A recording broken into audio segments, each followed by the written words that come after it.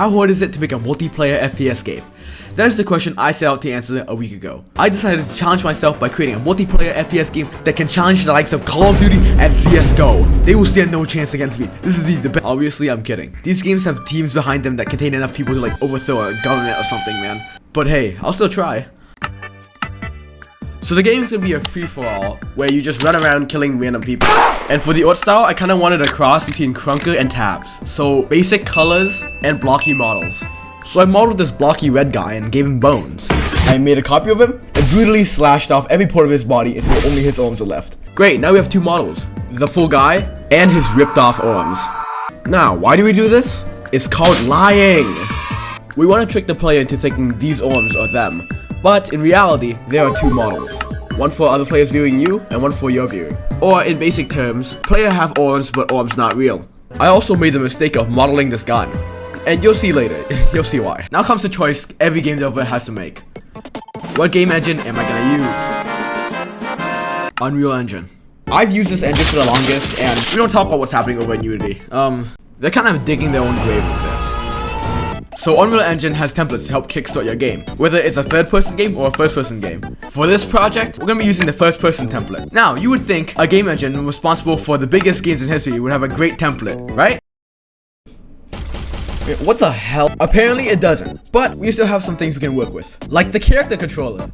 And just the character controller, cause all the other stuff is trash. Now, our red boy is just T-posing, which we need to fix. So I started off by making a simple pistol holding animation for a guy. Now, I suck at animating. Just look at this. Oh, this is really bad. Oh my. So I decided to utilize procedural animation. Now, what are procedural animations? Well, they're just animations, but procedural. Well, not really. It uses IK to make real-time animations using code. So basically, this helps speed up the process of my game because I can add things like recoil, movement, and aiming, and customize them to fit the current weapon I'm using. Alright, well, I haven't actually tested this game in multiplayer yet, so we'll just add this multiplayer node in. Oh shit. So I don't want to bore you with the details. Let's just say I got multiplayer working for now, but that means we can test it. And since I'm Hacker Man level programmer, this should work just fine. Oh no. So right now a player is just T-posing and gliding his way across the floor. And normally human beings can't do that. So I added a free animation pack from the marketplace and made an animation blueprint. I gave him some movement animations and reused the animations for the first person guy to the third person guy. And now he looks like a normal human being. But now, let's get to the most important part of an FPS game. Guns. Right now, if we shoot our guns, it just kind of plays a recoil animation and doesn't really do anything. So we gotta make the guns shoot. How do we do that? We shoot a ray cast. Or, in Unreal Engine's case, a line trace. This basically simulates a bullet by shooting a line out of the player's camera. And if the line hits something, we apply damage to it. And to add more depth to the gunplay, I added bullet spread and recoil. This just adds another level of skill to the game, so it doesn't feel bland. I also made this muzzle flash particle effect in Niagara. What was that? You don't know what Niagara is? It's basically Unreal's particle system. And yep, you know what time it is. Unreal's particle system is a great system for making particles.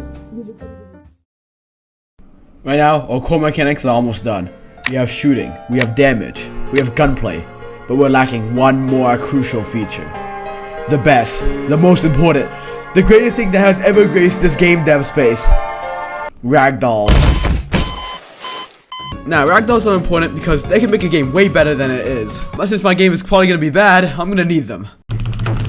It's honestly really hard to mess up ragdolls in Unreal Engine, so we'll just add this here, put that there, and it works perfectly fine. Yeah, this game's really starting to come together. I guess now we just need more weapons and maybe remodel this one. Wait a minute. So this entire time, I had 3 perfectly fine gun models that I could have used instead of modeling my own. This stupid model took me 2 hours! How did I forget about— guys, special thanks to Past Me for modeling this AK Glock and shotgun, and special thanks to Present Me for forgetting about their existence. I didn't know Alzheimer's would be catching up to me this quickly. Now, adding new weapons is actually pretty easy. That's because the system I made is pretty modular. So let me tell you what the weapons do. The AK, high damage but high recoil. Pistol, low damage but low recoil. Also, it increases your movement speed. And the shotgun is high damage but low range. Also, you can launch yourself with it. You can switch between these 3 items via the number keys. I also added this fancy UI that shows your weapons. I added sound effects like gun firing and footsteps, and then started work on the map.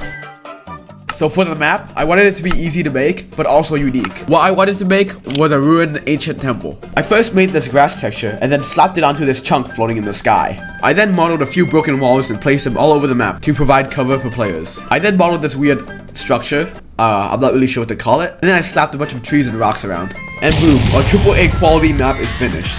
But there's a problem, you see. Since we're, you know, in the sky, when you fall off, you kind of just fall forever. Let's just say I made a pretty logical solution to solve this problem.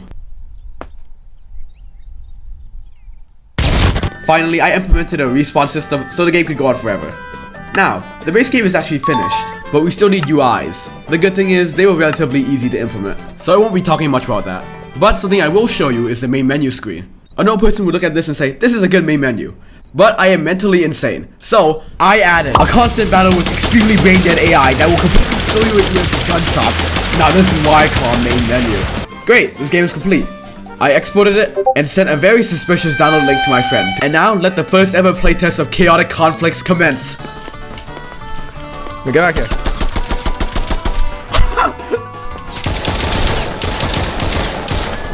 Oh no!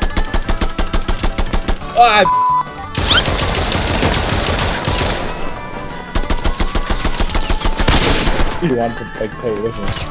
Oh my god! You should add you should make a battle royale game. I do not have 100 people on standby. Wait, let me test the range of the shotgun.